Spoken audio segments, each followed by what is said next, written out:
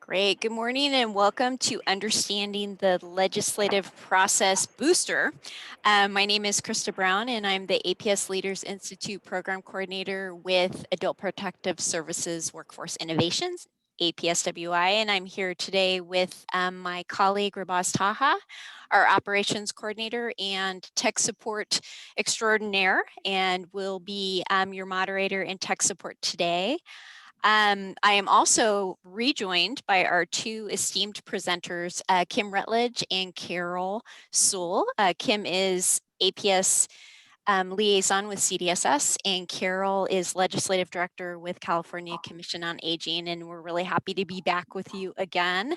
Before we begin, just a few basics. We are recording the presentation portion of this workshop for folks who aren't able to attend, and it'll be shared with them. And then we will not be recording any breakout groups or processing. And if you haven't done so already, go ahead and introduce yourself by typing your name, your title, your county, and if you were with us on March 17th, a takeaway from that workshop. And just a little housekeeping, the Leaders Institute is part of APSWI, and we are a program of the Academy for Professional Excellence. APSWI does focus on innovative workforce development for APS professionals and their partners, and the Academy focuses more larger on workforce development and learning experiences for health and human service professionals. And there are some other Academy programs there on the right. We're very, very, very familiar with Zoom settings. For those of you who this may be your first time with us, go ahead and mute yourself with the little microphone if you are not speaking. We'd love to hear you with questions and comments, so feel free to unmute yourself when you would like to share. We would also love to see you. We are in a virtual space. And we're happy to see you and other folks outside of our little circle of people right now. So if you can turn your camera on, that would be great, especially in the breakout groups. We have our participants, if you want to open your managed participants to see who else is on. And the most important thing is our chat feature. So we use that for questions and comments, and you can go ahead and chat at Rabaz or myself for any kind of tech support. If you need to step away during this booster, please give us a BRB, be right back. That really helps with our breakout group organizing. And then reactions, you can raise your hand, you can give us a thumbs up, and you can do some other celebratory fun things. Rabaz is giving us all a thumbs up, so thank you very much. And you can play around with those. So our day together is a little bit shorter, so we're together from 10 to 11:30. We have sent you quite a few materials for today. One of the requests from last time was, are there samples of testimonies and letters of support? So we have sent you a participant manual, which has all of the slides and good things that are writable. And we'll put links to, actually Rabaz just put a link to that in the chat box. But this time around, we also sent you a packet of handouts, and Carol put together some materials, and I did as well. And we'll walk through this before our breakout activity. But one of the first things in part of your packet is a California legislative process fact sheet, and Carol will be going over that shortly. Let's see, evaluation, we'll have time at the end of that, and please do take the end of the day survey and post-test. That's part of our grant with the Administration for Community Living. And first we'll hear from Carol, and then Kim, and then we'll do some breakout group and some processing, and then we will be done for today. So before I hand it on over to Carol, I just wanted to kind of go through some of the if there are any questions, open it up for some general questions or reflections from our workshop last time, but also just wanted to see what some of the takeaways were from the workshop if you were able to attend. So it looks like Heidi, the takeaway was to put the hard stuff first, to end on an upbeat note. So that was the sample testimonial. That's a good one. Jeremy, make presentations brief and succinct for comment opportunities. Yep, that was definitely part of that. Michael, take away complexity of the process and potential number of roadblocks. That was for sure. And in fact, the complexity of the process is one of the reasons why Carol is back to kind of unpack a little bit more. So thank you, Carol, for doing that. Carrie, needing to provide overview and making your case before the legislature. Yes, remember NAPSA advocacy folks, as well as our advocacy folks from California, told us that educate, educate, educate. You assume that they know nothing about APS. And then Amy, complicated, long process for sure. Chris, understanding of the process and idea to get our advisory council to advocate for our proposals. Great. Amy, the complex process. Yes. Great. Process sounds complicated. Okay, we got that. All right. Well, thank you so much. Oh, and Sonia, submitting a proposal practice exercise. Great.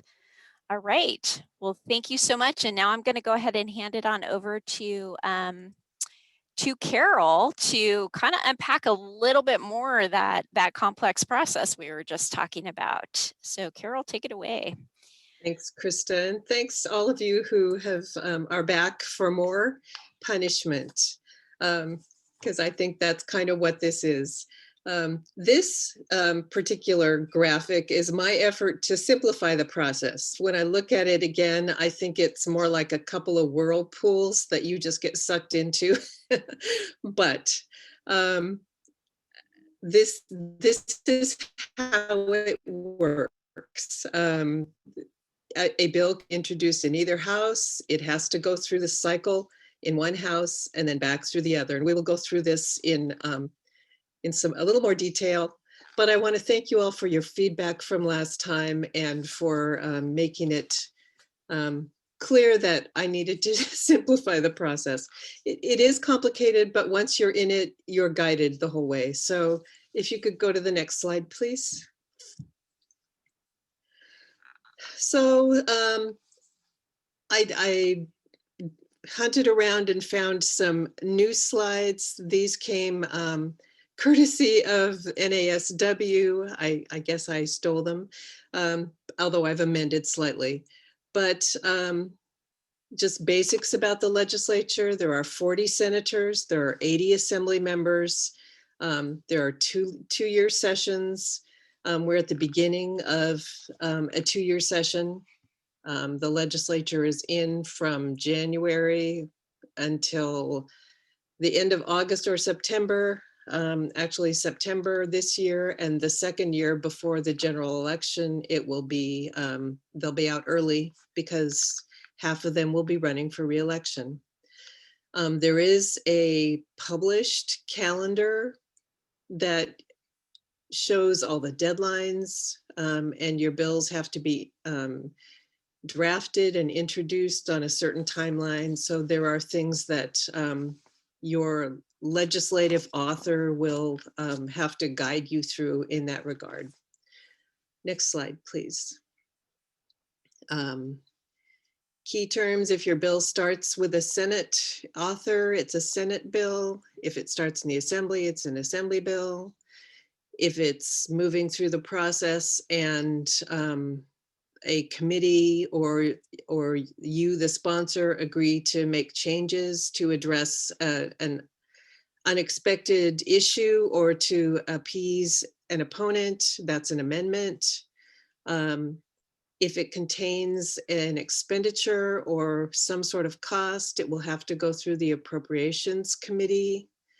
And once it goes through the whole process and goes to the governor, if it's signed, it gets a chapter number and becomes part of the statutes for that particular year with that chapter number. So next slide, please. Again, it starts with an idea, and ideas come from anywhere. You may have seen sometimes that a legislator will have a contest for people to submit an idea for something. And it can be as simple as, you know, a new name for a highway, or a complicated process for collecting data. It could be anything in any area of policy. You develop your idea. The legislator will take that to a division called Legislative Counsel that will draft it. It's a team of attorneys who specialize in drafting law. Once it's drafted, it will be introduced. When it's introduced, it receives a bill number and a subject line. AB 47, adult protective services. It could be as simple as that. And then the details of what it does will be in the actual text. Once it's introduced, it goes to the Rules Committee, and the Rules Committee assigns it to the appropriate policy committee based on the subject matter. There are 23 policy committees in the Senate. An APS bill will likely only go to one of those. That's a little confusing. And in the Assembly, the likelihood that it would go to two is greater because, as I mentioned, I think last time, in the Assembly, there is an aging committee, aging and long-term care, as well as a committee on human services, health and human services. So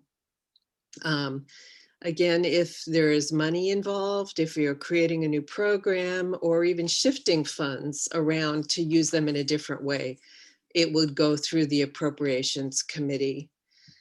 And as Julie from Riverside mentioned,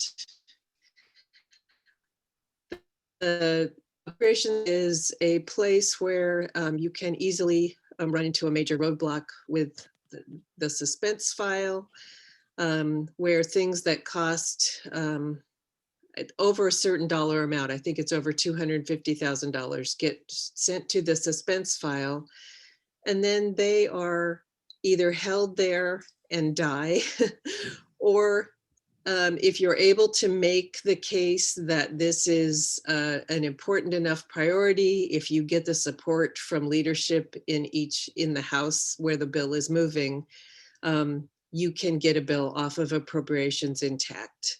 Another approach would be to amend it, reduce the costs, or change the way the costs are handled so that you can move your idea forward. Next. So, oh, Julie, did you, I see your hands up. Did you want to unmute? I just wanted a quick question.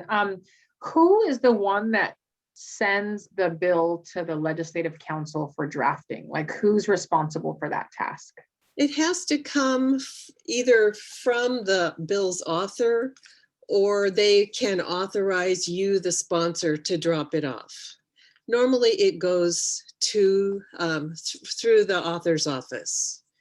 And you can have a fully drafted bill and it can go to Leg Council and basically it just gets printed up. Then they'll type it up and maybe make any corrections they need.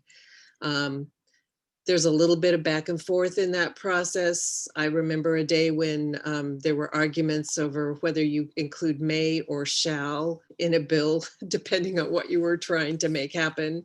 And Leg Council always pushed back on that. But usually it's the author's office usually. Okay, thank you. There is a situation where you have a bill and you don't have a commitment from a particular legislator. You can actually get a legislator who you've worked with before to submit the language for drafting as an unbacked bill. And then once you get that back, you can do what we call shop it around and find a legislator who will carry it for you. And then it will be introduced under that particular person's name. So that's another option, but it definitely has to go through a member of the legislature. Okay, thank you. Sure. So once in committee, a bill is heard. That's where the testimony comes in. A committee can pass it. A committee could amend it. They can hold it. Just say, we're not going to deal with this right now. They could kill it. And it's a majority vote. From there, if it passes, it will go on to the floor for a vote of the full House. There will be a presentation by the author. And then again, majority vote. Unless there's an appropriation in the bill, and that requires a 2/3 vote. So again, that's a tough sell sometimes, but that is a factor that you have to take into consideration. Once it passes, you move to the second House and you go through the process again. Next slide. So if the bill is passed in a different version in the second House, if there's an amendment taken in the second House, then it'll have to go back to the first House where it was introduced for a concurrence vote. They'll have to say, we're okay with the amendments that they took in the Senate, or vice versa, the Assembly amendments. If there is compromise bill, that really deals more with budget issues.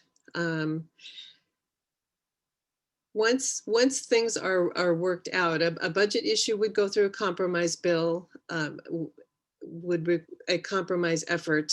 There is also a situation that we're actually dealing with right now where we have two identical bills introduced in each house of the legislature under an agreement by the authors to basically work in tandem to move this idea through their own house. And they are, these are bills dealing with long-term care financing administration. If you want SB 515 and AB 911. And the authors have agreed that if one is amended, the other one will have to be amended in the same way. If they end up at the end with something different, there will be an effort to make them match, and then we'll see who goes to the governor first, if they get there. That's an unusual situation. If a bill is approved by both houses of the legislature, it then goes to the governor. Next slide. This is incorrect. I thought I changed it. The governor actually has 30 days to sign a bill. We say from when it arrives on his desk. Actually, it leaves the legislature and goes into a kind of purgatory called enrollment that takes an unknown amount of time because the 30 days for the desk, when it arrives on the desk, actually starts after enrollment. A governor can sign the bill. He can allow a bill to be signed or to go into law without his signature. Again, a bill gets a chapter number once it is signed. A bill can be vetoed. There will be a signing message with a vetoed bill, and the governor will explain his rationale briefly. Sometimes he will say, I think this is not a bad idea, but I'd like to see you do some more work on this, or negotiate with the opposition, or conform to something else and maybe come back. So there are different ways that the governor can justify a veto. The governor also has the ability to reduce funds in a bill. That pertains specifically, more often to a budget issue, but he can also adjust funds in a bill that contains dollars. So next slide. Again, your role can be as a bill sponsor. You can see a bill that you think is in need of a change. You can work with the author to get an amendment. You can advocate for or against. It's important to follow up after a bill's been enacted to make sure that what's happening is what you have advocated for is actually moving forward. It's pretty easy to say, oh, we got the bill through, we're done. But I've seen things get passed that never get funded or never get implemented. So it's important to stay on top of your initiative once it has been signed into law. You can also, in companionship with a bill, you can seek a budget request to provide the funding from general fund sources or another way. And again, you can organize at the grassroots level in order to build community support and impetus for the effort that you're moving forward. And I did provide you with a couple of sample letters, and Krista was great and came up with a template for you to look at. Pretty basic process. You don't want to overload them with too much information. You want to be succinct. You want to be specific and direct in what you're asking for. Next slide. So now, I hope this maybe is a little more clear. Certainly, I think it should be more clear than the one I provided in our first webinar. Any questions? I have a quick question, Carol. So did the bill that is the bills that are going in tandem around long-term care financing, is this they're trying to be a bulletproof measure to at least get one of them passed? Is this a sign that it's so important that, you know, I'm just more curious than anything. That's a nice way to look at it. It could be that. It could be that there was a lack of agreement on who was going to carry it, and they were both committed to the issue. But it also could be that you know, it is an important issue, and you could do that with something that you want to make sure everybody is aware of. And so both houses are looking at it at the same time, and the discussion is pretty pretty high level. I don't think this happens very often. So it's a it's an interesting phenomenon. All right, thank you. I was just curious. Faith, looks like you have your hand up. Do you want to unmute? I do. Thank you so much. Why would a governor not sign a bill but move it on to be passed? Well, frankly, if he was not willing to take a stand on it,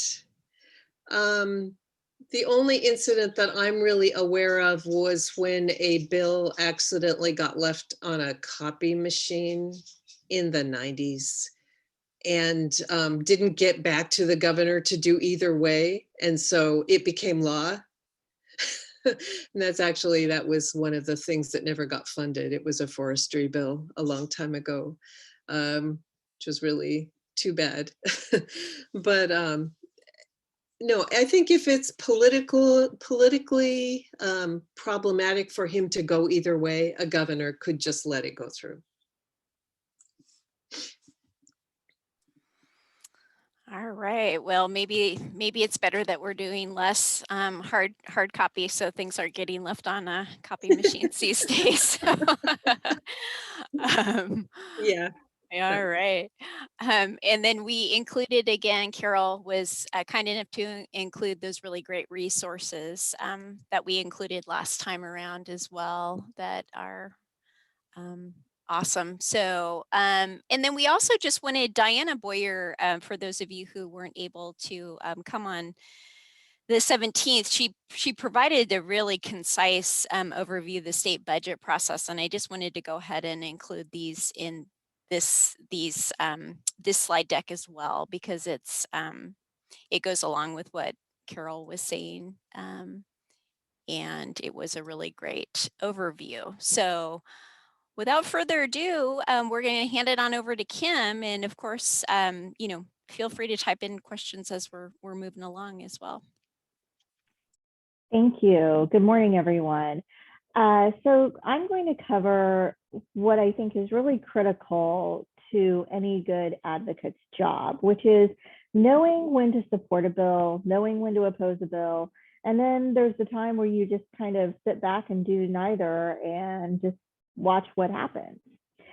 So when you're looking at a piece of legislation, deciding whether to support a bill, there's several things that you should take into account. First of all, you would want to support a bill if it directly and positively impacts your county or work. So whether it impacts it positively fiscally, your workload, anything that is going to be positive for your county, your processes, or the program in general. You should support a bill if it has a direct or indirect positive impact on your clients. So a lot of times organizations or counties or whoever will support a bill that maybe does not have a direct impact on, we'll use APS here as an example, but maybe it is a piece of legislation that supports seniors or people with disabilities in a different sort of way. Those types of, and a lot of times organizations and advocates will ally together to support a proposal.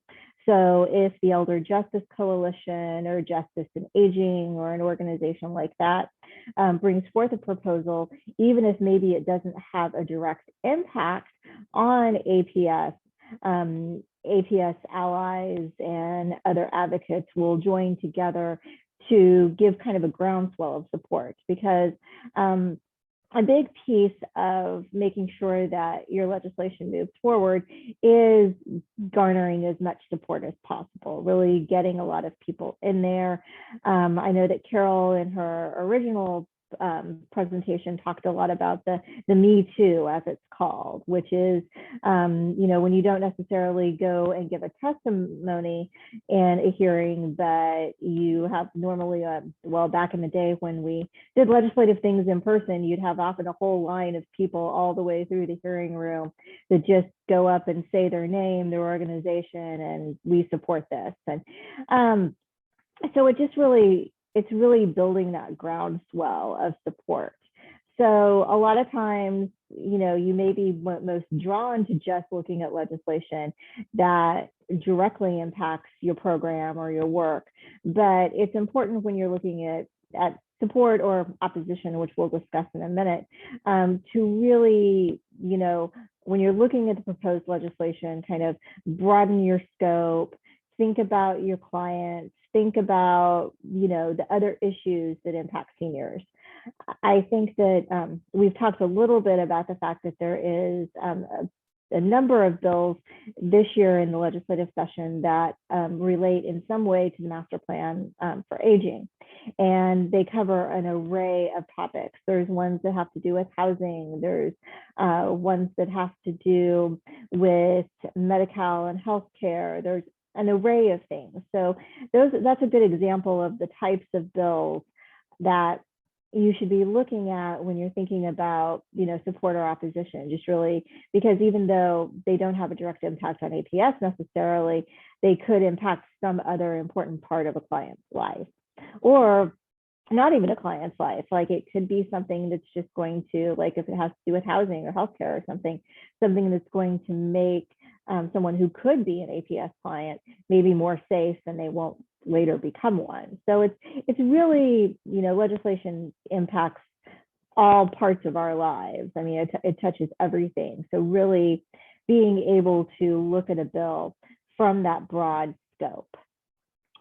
Next slide.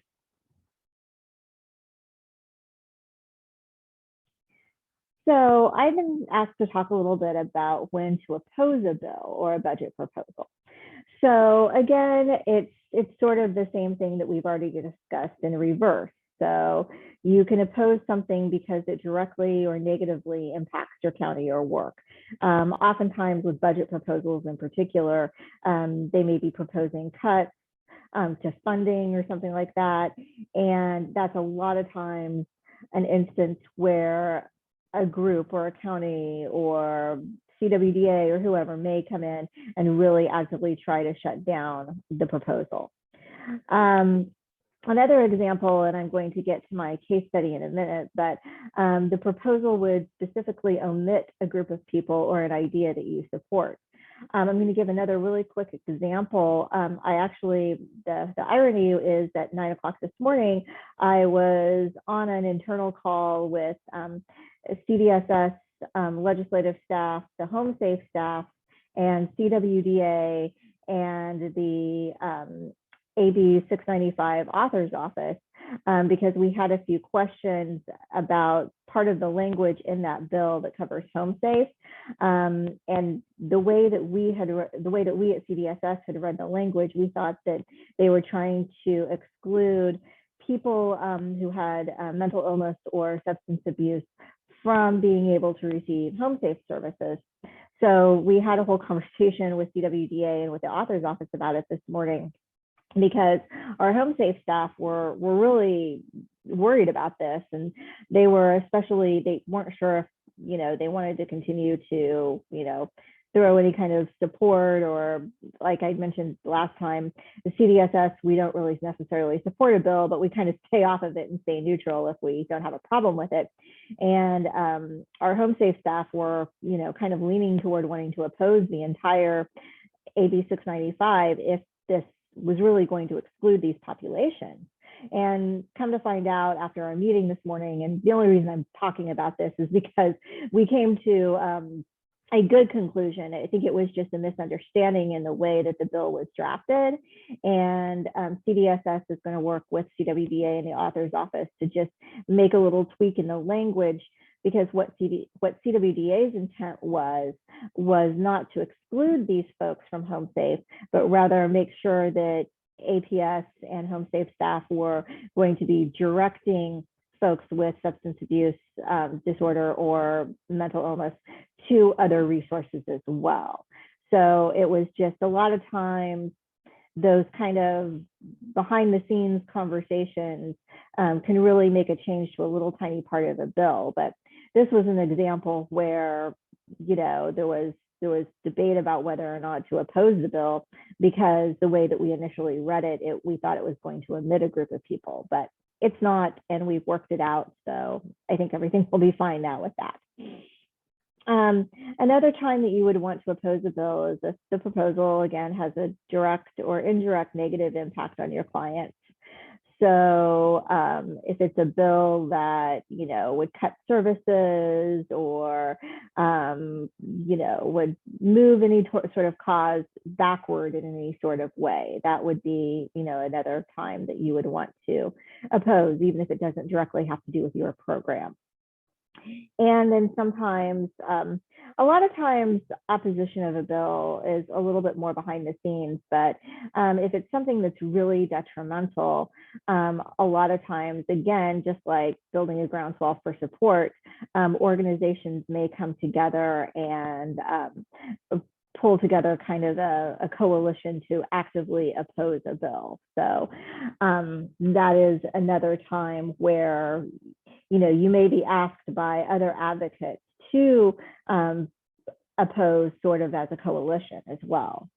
So I wanted to talk really briefly about an experience that I had in my previous life before I came to work for the Department of Social Services. I spent a number of years working for one of the labor unions that represents IHSS providers.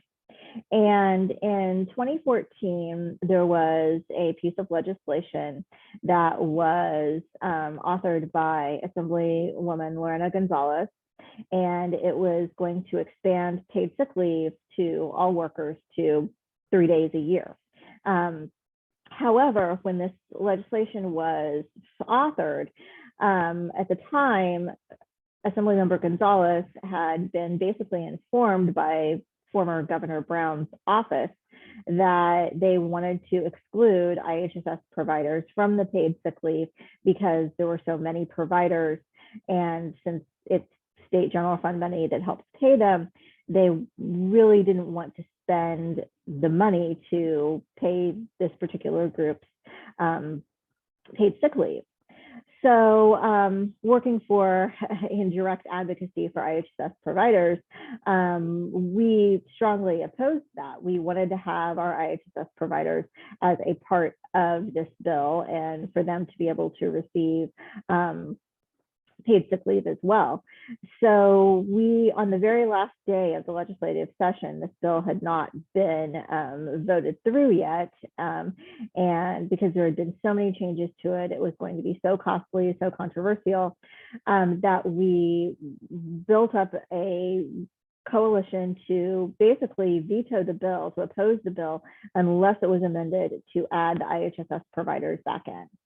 And ultimately, the lesson here is, we did everything we could to oppose the bill, and we weren't opposed to the concept of paid sick leave. Obviously, I was working for a labor union, but we just really, didn't want to have our providers excluded from this. And we felt like it was important enough, especially because they offer care to older adults and people with disabilities, that if they're sick, they should be able to take the time off the same way that any other worker could.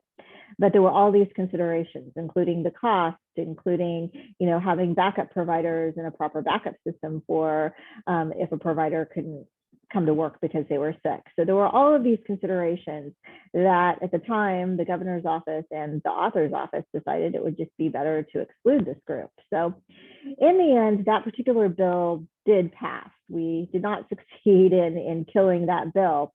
However, the advocacy that came out of our strong opposition to this led to IHSS providers being included in a later bill to also have paid sick leave, and doing some things legislatively to address how to deal with backup, how to make sure the funding was there, and all of that.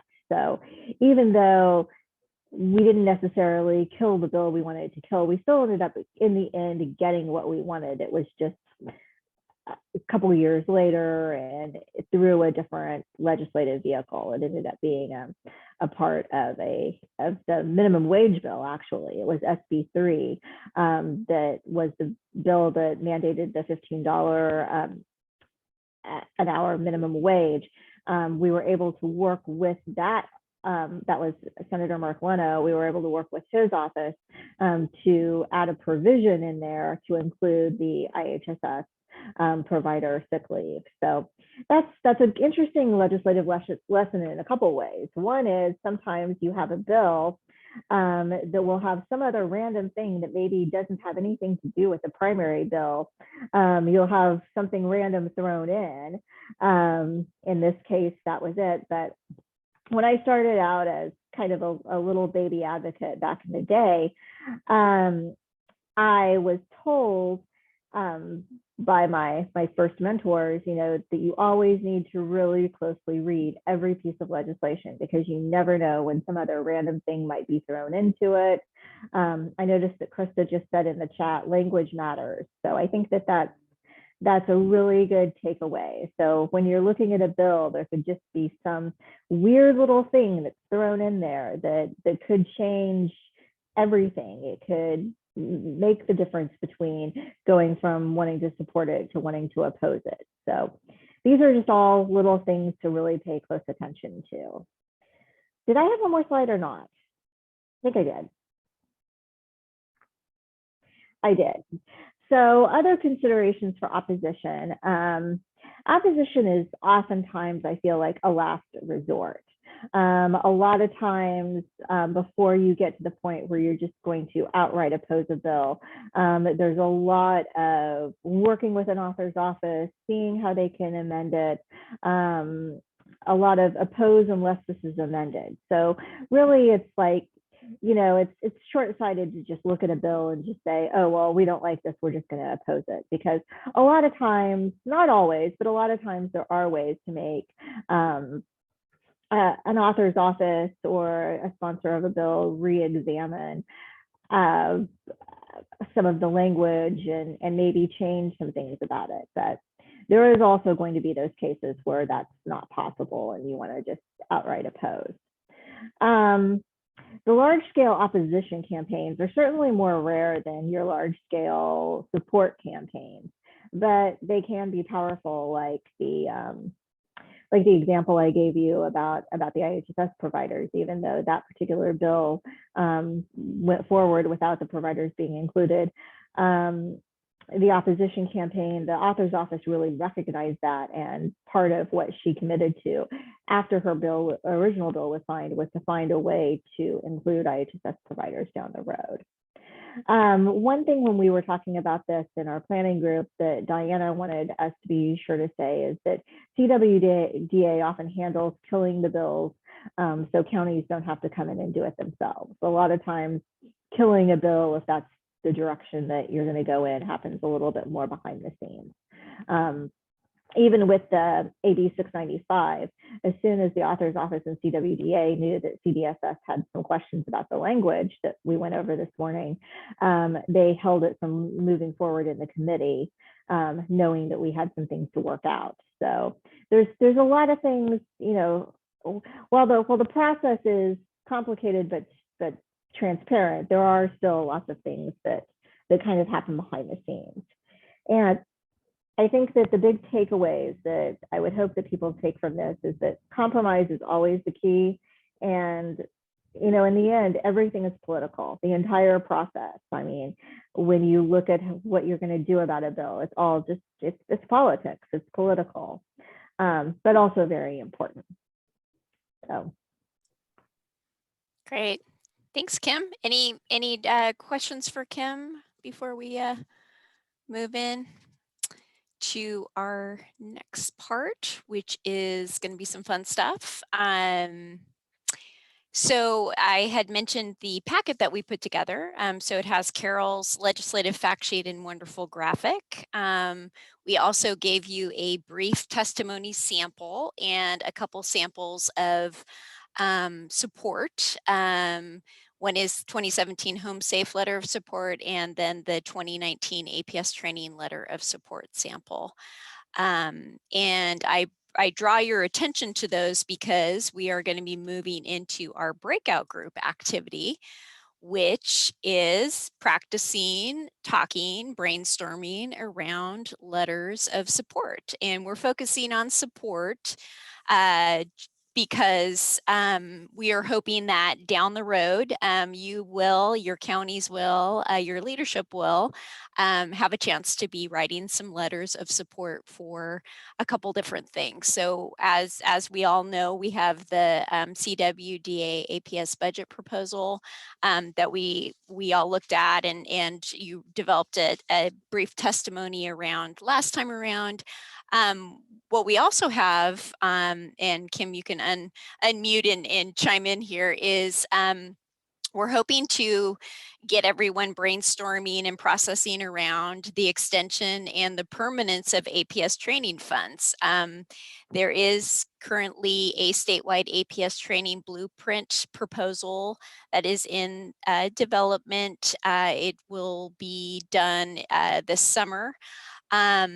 And it is to help any kind of legislative ask around extending our additional training monies, which will be ending in a next fiscal year. So we have one more year of extended training monies, and then we go back to the days of, I believe it's $176,000 for the state to train APS back bad old days when I was the statewide training coordinator. So we don't want to do that. We all know what that looks like. So we also want to think about ways to, ways to rally support and talk about the importance of that as well. So in your packet, there is an APS letter of support activity. It has your topics, it has the elements to include, so who you are, Why is this important to you, your staff, your clients, your community? We talked about brief client stories. We talked about data. What are the benefits? Who else is supporting and why? Who's opposing and why, if it's applicable, and how the legislature can help or the action that is needed. And some other questions to consider as well. I mean, just generally, who would you partner with and how would you get them involved? Considering the different viewpoints of your partner. We talked a lot and we shared again the reframing how to talk about elder abuse quick start guide, so that when we are writing testimonials and letters of support, we're not slipping into the swamp of public opinion, and we are staying in the justice narrative and more community building community narrative. And then remember the lessons from NAPSA. Assume that our legislators know nothing about APS, not throwing shade, just the reality.